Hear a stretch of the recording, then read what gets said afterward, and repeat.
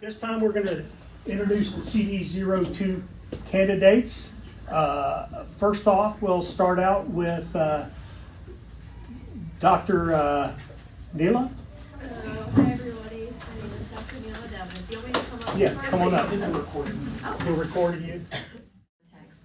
Hello everybody, good afternoon.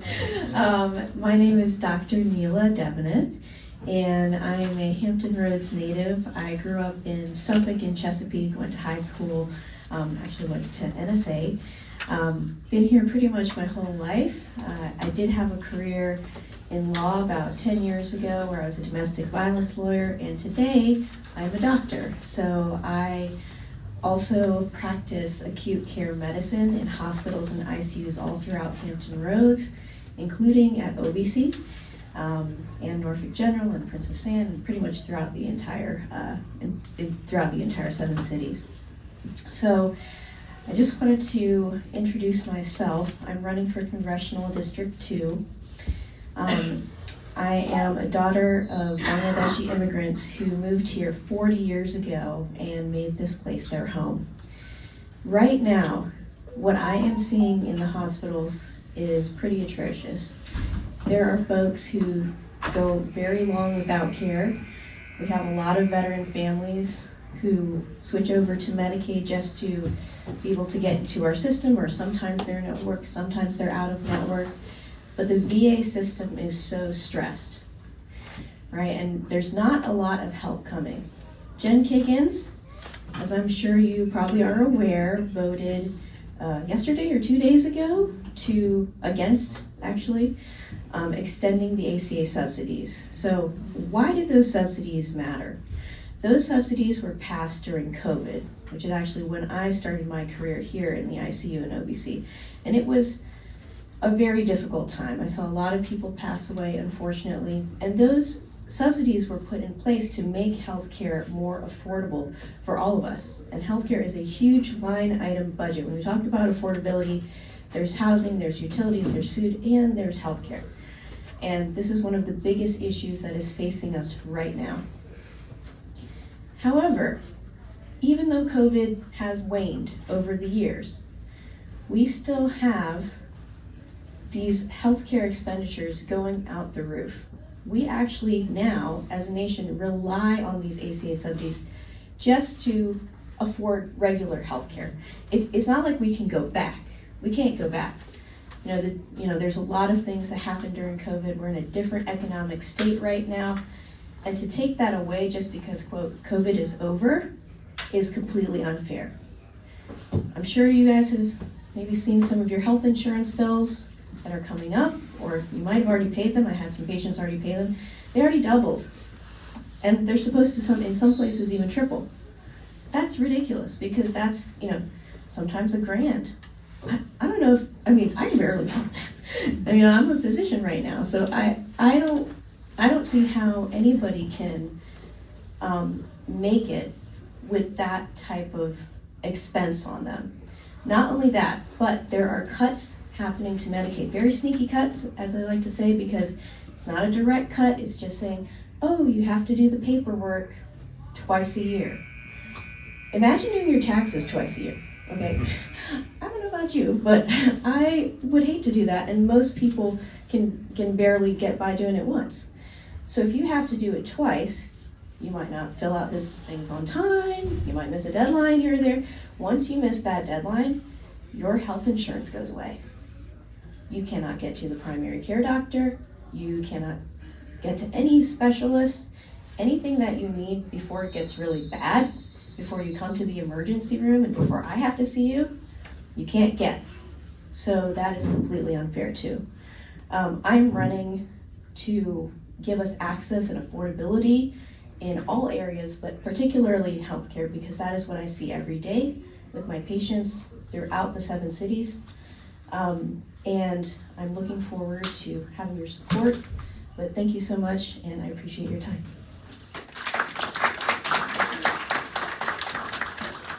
Thank you so much. Next up, we have for CD02, Matt Strickler.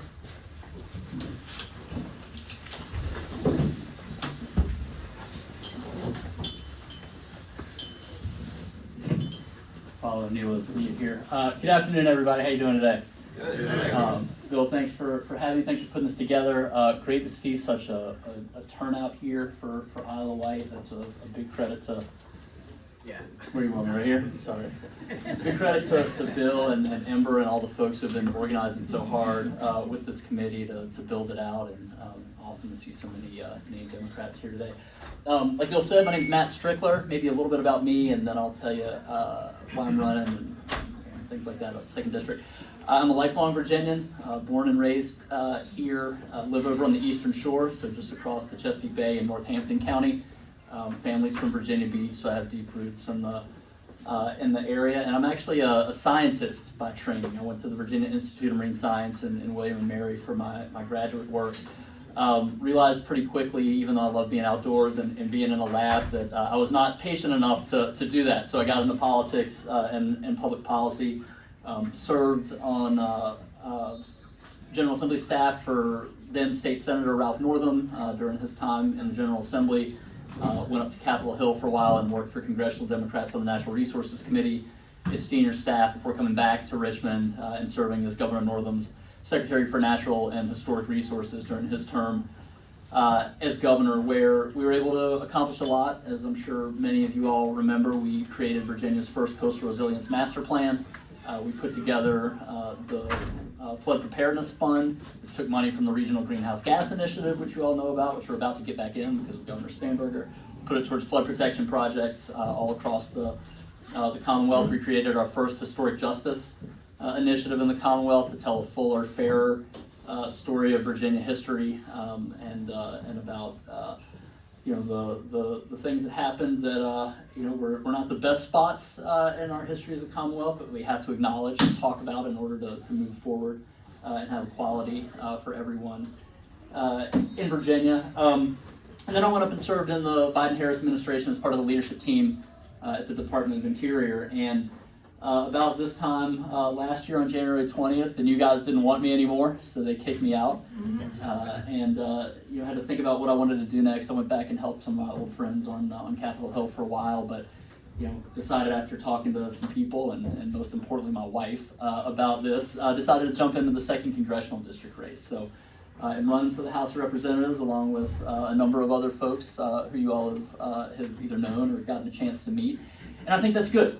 I think competition for Democrats is really, really important. We're the party of democracy, right? We're not the party of coronations. So I think it's good to have competition. I think it's good to have a good exchange of ideas and debate, and look forward to having the opportunity to speak with you all. And I think most importantly, listen. I think politicians get in the habit of maybe talking too much and not listening enough. And I'm certainly not going to stand up here and pretend that I know everything or I have all the answers. I need to hear from you all. What's important to you, what's important to your communities, so that I can go and represent you in the House of Representatives, which is what our job is supposed to do, or to be. But, there are some big themes out there that, that Nila touched on, that I know you all are feeling.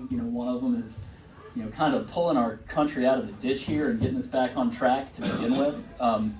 American leadership is waning under Donald Trump. It's really sad to see the stuff that's happening in our country, both domestically, with targeting our own people, through ICE and other federal agencies, to what's happening abroad, where we are, losing our, moral leadership across the globe, kidnapping people, murdering people, turning away from the challenges that we face in Southeast Asia and East Asia with China, and Eurasia with Russia, and focusing on, I think, the wrong things, misusing our military, misusing our resources, and giving up our soft power around the globe by pulling out of countries where we had USAID missions.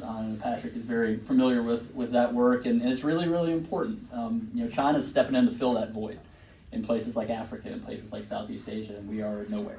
So we've got to step up, we've got to stop the bleeding there, we've got to get a Congress, a House of Representatives that's willing to stand up to power and willing to just say no, regardless of who is in the White House and what party you are. Congress has to function as an independent branch of government, otherwise our democracy doesn't work. And so we've got to get the House back so we can get started on that track. But we also, as Democrats, I think, have to present a positive vision for the future. And we have to sell voters something that is meaningful and something that people can believe in.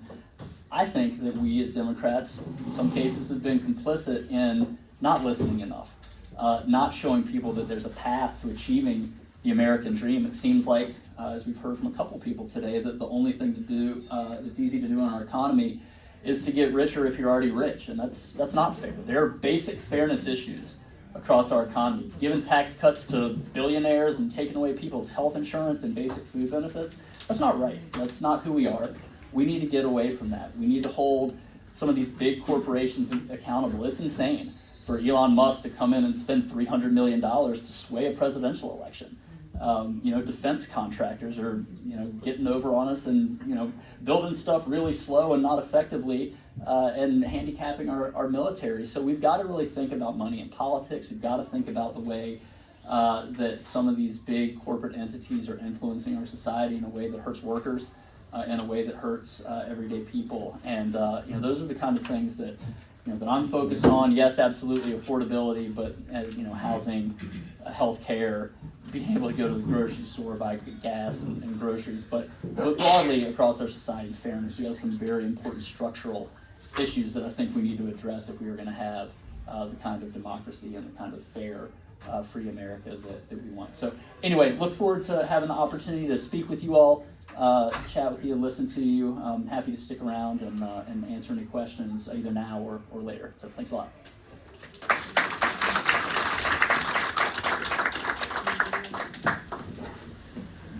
Okay. No, we'll do Patrick Mosolf first. You want to go first? Okay. Yeah. And then we'll do Elaine Luria. Okay.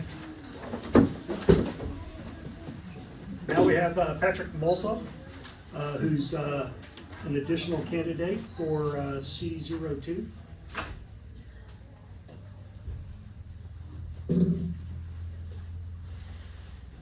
Good afternoon, everyone. Friends and colleagues, together we can restore democracy in the American dream. My name is Patrick Mosolf. I'm running for the nomination for the Democratic Party for Virginia's 2nd Congressional District to run against Jen Kingsley. I'm a former federal employee of the United States Agency for International Development, or USAID, which was abolished last year under the Trump administration. My career in development aid in the nonprofit sector, particularly in sectors related to good governance, respect for human rights, rule of law, and electoral processes, prepares me well to serve in Congress to strengthen our democracy and find policies to restore the American dream. I believe that our country faces an unprecedented assault on our very constitutional system, rule of law, civil society, and checks and balances. This has become a series of glaring issues that goes beyond the partisan differences that, in a different era, might be the policy concerns that we would be debating with the Republican Party. Since the election of Donald Trump last year and his assumption to office in January, our country has been subject to an avalanche of assaults, day after day, pushing the envelope and overwhelming our capacity to respond. More and more power has been concentrated in the hands of a man who seems far too willing to violate the norms and boundaries that restrained previous presidents. In fact, every week it is seen that our country is falling closer and closer to a dictatorship. I recognize that for many Americans, these threats may not be at the forefront of their attention, and that they are more concerned about issues such as the cost of their home, food, education, and healthcare. However, as you are the party faithful, I trust that you are following the daily course of events and are as concerned as I am about the gradual dismantling of our democratic society. My platform consists of 3 parts. 1, restoring our democratic system and rolling back the assaults that I discussed just now. 2nd, I propose a platform of reconciliation. Once we restore our democracy, we need to reconcile from the pitched fever of conflict that we are currently experiencing and that is leading to an environment of dehumanizing rhetoric, violent attacks, and threats of violence. In my vision, Americans will still have conflicts, of course, but our conflicts will be managed in a civil way. I hope to restore our society to a civil dialogue in which we can peacefully live besides those who disagree with us. The third point in my platform is addressing the hardship that citizens are facing due to the rising cost of living. I seek to improve people's livelihoods and lifestyle by addressing the cost of housing, healthcare, insurance, transportation, food, and utilities. This is not a simple matter, but with a track record of addressing economic issues and policies that affect the cost of living, I am hopeful that progress can be made to return the American lifestyle to one that is comfortable and enjoyable. For more about me, I grew up in Point Pleasant, Ohio, while commuting to school in Cincinnati. A gifted student, I was a National Merit Finalist and attended Northwestern University near Chicago. While at Northwestern, I was influenced by my Aunt Joan, who was a civil rights activist, and I decided to dedicate my life to solving the challenges in our country and the world. As a recent graduate, I was the director of a homeless shelter for 18 people in Cincinnati, and was active in a movement of low-income people advocating for their rights and to secure low-income housing. In line with my activism and wanting to experience the extremes of poverty and dysfunction in government, I traveled overseas and eventually became an aid worker. I worked to protect people's political human rights and became involved in monitoring elections in Cambodia and implemented elections in Liberia with the UN mission in Liberia. After advocating for political rights and democratic systems with local organizations, I served as the Democracy and Governance Advisor for USAID in Cambodia. I later promoted rule of law and human rights in Burma, also known as Myanmar, before the military coup. I returned to serve with USAID again in Bangladesh, providing aid to Rohingya refugees and their host communities. I arrived to serve in USAID Lebanon just a few days after the Israel-Gaza war started, and led the local development office in renewable energy, water supply, support for civil society, and social reconciliation. During my career, although I worked in several subject areas, most of my work was related to promoting democracy in authoritarian systems, strengthening independent civil society groups' ability to represent citizens, free and fair elections, and managing conflict between different groups in society. In short, democratic systems, good governance, and a democratic society. After having gained all of this experience addressing challenges in difficult contexts like Lebanon or Burma, I believe that running for office is the best way I can serve my country in these extremely trying times. Now I'd just like to go off script for a second. So one of the things I want to talk about today is to emphasize that I myself grew up in a small town. I mentioned Point Pleasant, Ohio. And I've also spent a lot of time in rural areas overseas. My wife is a naturalized US citizen, and she's from a small village. And we actually spent a lot of time there during the pandemic. A lot of my wife's relatives are rice farmers. Her great uncle raises ducks for a living, and also provides supplies to the supply chain for farmers in the area. I really believe that the Democratic Party should be doing more to try to win over counties like Isle of Wight County and the other rural areas in the 2nd District. Not only do I believe we should be doing more, but I believe that the Democratic Party can actually win in rural areas. But I think that means that we need to get out there and we need to relate to people more. We need to talk to people. I just looked up the election results for this district from the 2025 election. It looks like Spanberger lost by about 14%. So that's still a big gap, but you want to close the gap. And I talk to a lot of people. I get out in public, I talk to people every day, and I meet them where they are, and I talk to them where they are, and I talk to them about the issues, and that's what we've really got to do. We've got to engage with people in this area. We've got to talk to them and at least try to bring them around a little bit to understanding better the perspective of the Democratic Party. And that's also related to the second pillar of my platform that I mentioned about reconciliation. Even if we can't get people to vote for the Democrats, at least we're doing the good work of building those bonds again, rebuilding those bonds again in our society, so that at least we can feel some cohesion here in our local communities. I'd also like to talk about why I think I'm actually the best candidate for this. So there's 4 candidates in the race. We have some very strong candidates. But like I said, I decided from a very young age to devote my life to solving problems in the world. We're talking big ticket items, war, poverty, environmental destruction, dictatorship, and until now I've actually done a lot of work on many of those things. The first country I went to and really worked in was Cambodia. I arrived there in 2002. That was only a few years after their civil war ended. Most people know Cambodia is a country that experienced a genocide.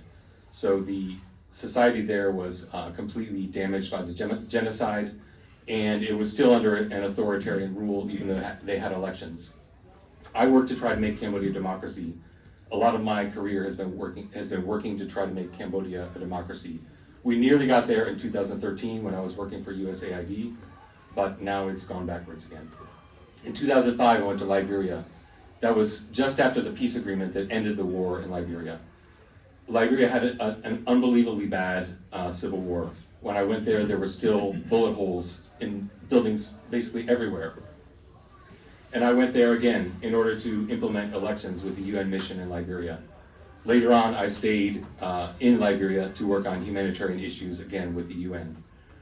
Later in my career, I worked in Burma or Myanmar. I don't know, has anyone here ever heard of Aung San Suu Kyi? Aung San Suu Kyi is like a famous democracy icon. Some people consider her to be almost like Gandhi or Martin Luther King. She spent years in jail. She spent years in prison because she advocated for democracy. When I went to work in Burma, that was the one time in their history where her party was actually in control in a kind of uncomfortable alliance with the military. And we were there promoting human rights and rule of law in Burma in that brief interim of about maybe 6 years, where there was a chance for a democratic government actually to take root in Burma or Myanmar. My last position forgot to mention Bangladesh. How many people here have heard of Bangladesh? What's the first thing you think of when you think of Bangladesh? Family. Family? Okay. I think a lot of people, when they think about Bangladesh, they think about like humanitarian catastrophes. There were some major famines in Bangladesh. I think years ago, George Harrison did a benefit concert for Bangladesh. So it is really a country that has a lot of challenges, and I work there on refugee issues. Thank you. Thanks. I work there on refugee issues, the refugees from Burma, some of the most dispossessed people in the world. Final position was in Lebanon. Again, I mentioned during the Civil War. Within a few months after arriving in Lebanon, I talked to all my colleagues from the UN, and I came up with a proposal for democratic reform in Lebanon. So, someone that can solve those kind of problems, I truly believe that this country, we're facing an unbelievable level of difficulty right now under this Trump administration, the second Trump administration, but I believe that I am the right person that will be able to address these crises that we're facing.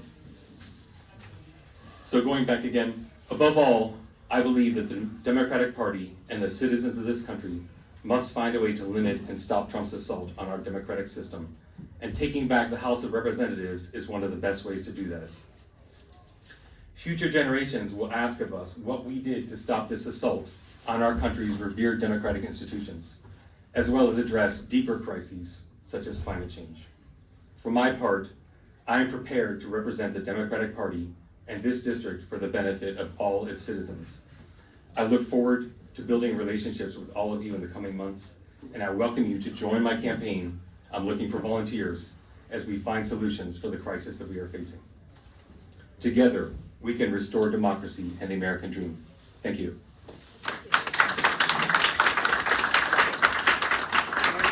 Thank you.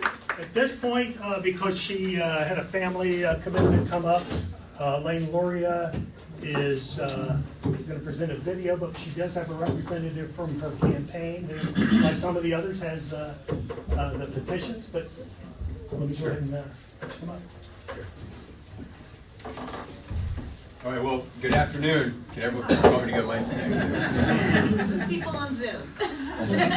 Hey, good afternoon. Can you hear me? Yeah. All right, it's great to be here. Great to be in western part of the district in Isle of Wight. It was mentioned, Elaine Luria, her grandson has a birthday party this morning, and so she couldn't be here, but I'm here representing the campaign. If you have any interest in being a part of the campaign, volunteering with us, we'd love to have your help. We're building a really strong program to make sure that we can flip this district again, like she did back in 2018. If you'd have any interest in collecting petitions for us or just even signing the petition, I'm going to be passing this around. It'd be a huge help to us. We need about 1,000 petition signatures to get our name on the ballot. So if you're interested in helping our campaign, sign the petition, collecting any petitions, volunteering, it'd be a huge help. And again, it's great to be here. Thanks for having me.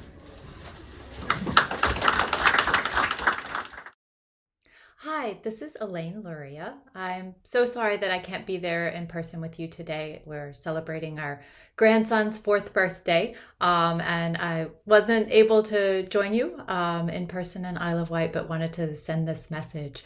As you know, I served for 4 years as the representative of the 2nd Congressional District from 2019 to 2023.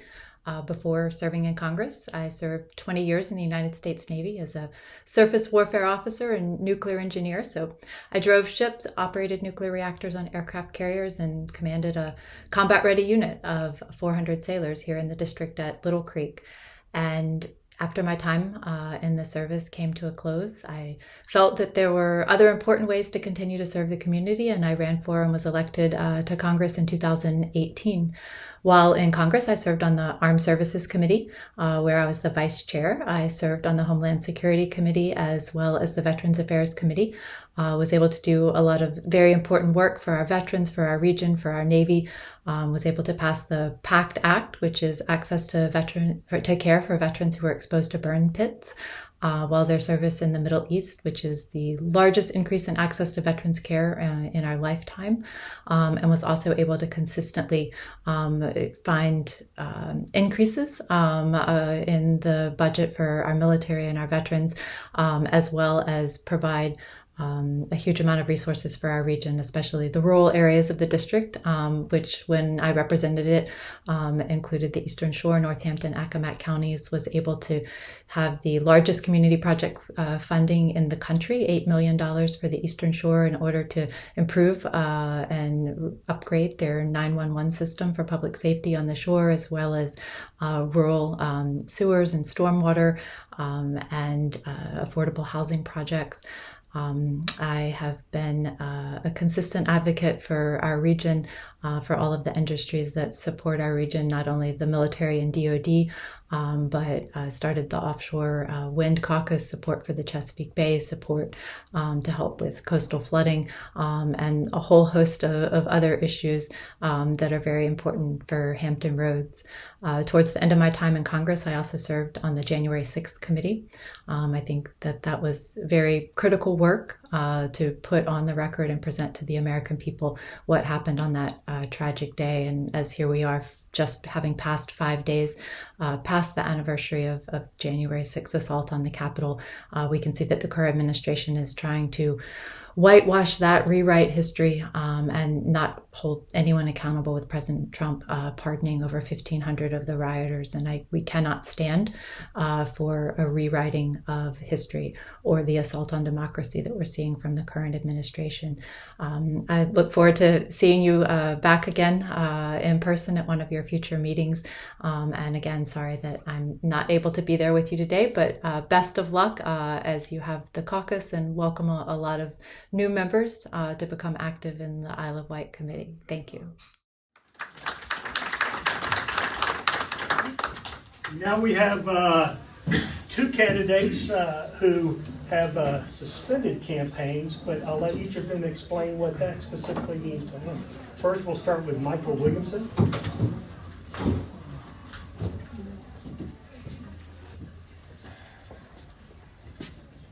Thanks, Bill, and thanks to the Rural Caucus for having me here today. Some of you may recognize me, although I have grown a beard in the time that I've suspended my campaign, although I'll probably have to shave it off because my wife says it makes me look old, so, with all this gray and white hair. So I'll try and honor her wishes probably by the next time you see me, but I'm trying to get through hunting season with it because it helps with camouflage. All that being said, happy to be back, and I've kind of reincarnated as a candidate at large, and what that means is I suspended my campaign when Elaine Luria launched to support her campaign, and I remain committed to that proposition. And the reason for that is I think we're kind of living in Vince Lombardi times right now, and Vince said winning isn't everything, it's the only thing.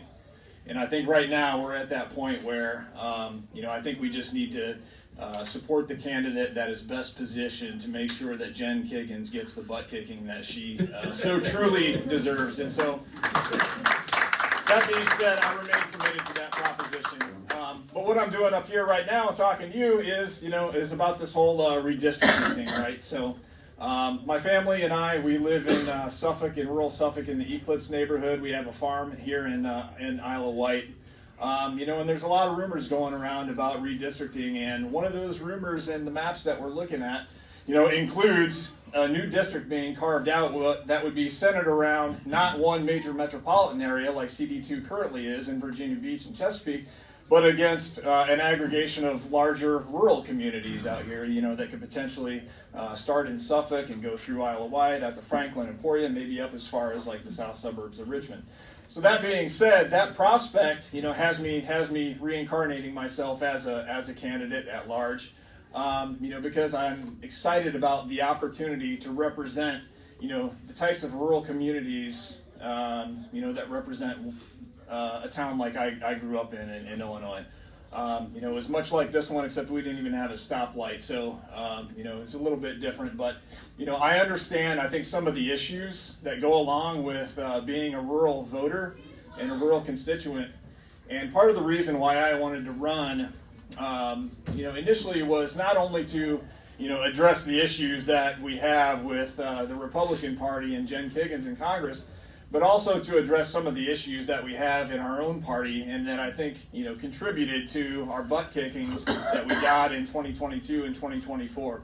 And one of those things I think that needs to be addressed was the Democratic Party's elites and the highest levels of the party kind of ignoring the desires of rural constituents. And I think we've done that to our own peril, and that's been a buildup that's been coming over time. And I think there's this propensity for the party and some of the candidates and members of Congress to kind of, dictate to rural voters what they think their interests are, rather than spending time with them and actually ask them what their interests are and then advocating for those things and spending time there. So as a rural person myself, I live out here. I understand, that rural areas don't always get, the federal earmark money that you get in metropolitan areas. You're more dependent on federal dollars for roads, bridges, energy infrastructure, rural broadband, those kinds of things. And so I think, the opportunity to be a candidate and potentially represent rural districts and get those kinds of things through and make them a priority for Congress, that really excites me, and I'm happy to continue to be a candidate, should redistricting work out in that favor. I've said before, I support Elaine Luria. If redistricting doesn't happen, I'll continue that support. But I think, one of the most important things is Jen Kiggins has got to go, and we've got to get, as many Democrats elected in the state in 2026 as possible. If redistricting happens and, this part of the state ends up in Jennifer McClellan's district, I'll support her. If it ends up in Bobby Scott's district, I'll support him. But if something happens and we get a brand new district here, I'm back. I think it's important to have roots in the community that you're proposing to represent. And so I'm willing to do that. I'm excited about it. And I'm going to keep this campaign going as kind of a candidate at large. And I look forward to seeing everybody out and about at different events. So thank you very much.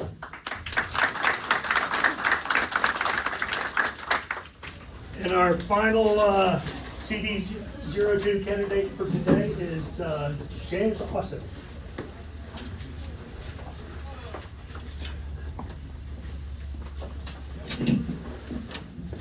Hey everybody, how y'all doing today? I'll try and keep this as short as I can because I think I'm on the other side of a We got break. one more. Oh, fantastic! Sorry about that. All right, then I'm going to take forever.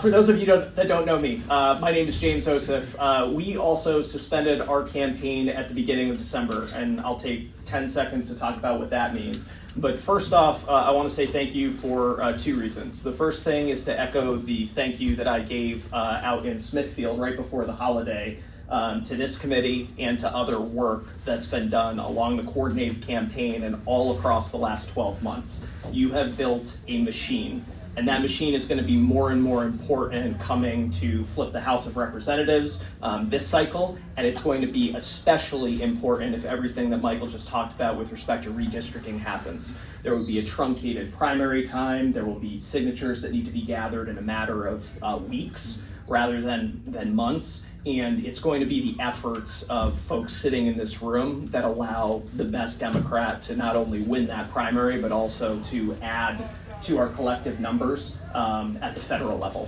which is, I think, what we're all after. So that's the first thank you.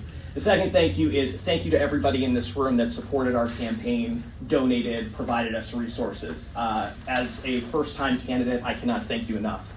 We had the privilege of being able to boast the largest raise of resources that any first-time candidate in the history of this district. So that's amazing, and that can't be done without grassroots support from folks that are sitting in this room and all across the Commonwealth, but especially CD2. So those are my two thank yous. Suspension, what that means, pretty much what that means is we paused fundraising. Right? So every candidate's got to make a personal decision. It's not a decision for anybody else or for the overall primary, system, right? It's how you can best achieve the mission that you set out to launch when you launched your campaign. And that mission was booting Jim Tiggins out of office. And that's a representative who is an entrenched candidate who is going to continue to raise millions of dollars every single quarter. And like it or not, money is a huge name of the game, right? So the best way that, I think that I can contribute right now to CD2, if that map doesn't change, right, is to support the likely Democratic nominee and not have, intra-party resource fighting, et cetera, and kind of put all barrels towards the one outcome that we're trying to achieve. That being said, there are countless maps being circulated right now, and I don't think anybody knows exactly how this is going to turn out. So that being said, we got into this for a particular reason, and that is to represent, right, communities of interest that are here all across existing CD2, but all across the Commonwealth, and to flip the House. So if there's an avenue for continued service, that's absolutely what we're going to continue to do.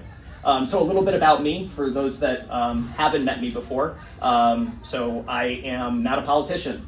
I am a business executive that's worked for the last decade in the defense innovation space. So figuring out how the government can better buy all the equipment that is housed right here in Hampton Roads and makes us the center of the nation's defense in many respects. Next, I'm a lawyer, so don't hold it against me or Nila over there, right? And ironically and frustratingly, I've spent a lot of my academic time and lawyering time on constitutional law. So on congressional oversight, on national security imperatives, on how congressional oversight should relate to the use of covert action and the employment of our armed forces overseas. And in addition to that, I'm an out gay Navy veteran. Right, so I was a submarine warfare officer, multiple deployments on the USS Norfolk, great boat, right out of Virginia Beach and Norfolk for 2 tours. I've served all across the country and had some great opportunities presented to me, from the nation's only undersea rescue command to serving as battle watch captain for the Chief of Naval Operations and the Secretary of the Navy at the Pentagon, cyber operations, and the like. And I'm still a commander in the Navy Reserve, serving out of Virginia Beach today. In fact, I drilled with my unit this morning. I'm the XO of a 2nd Fleet unit and continue to take that seriously and serve in that capacity. I'm also the son of a family of Ukrainian immigrants. And that's really what instilled kind of a drive to service in me since my childhood. I watched them struggle every single day to make life just a little bit better for the next generation. And that continues to be kind of my North Star today.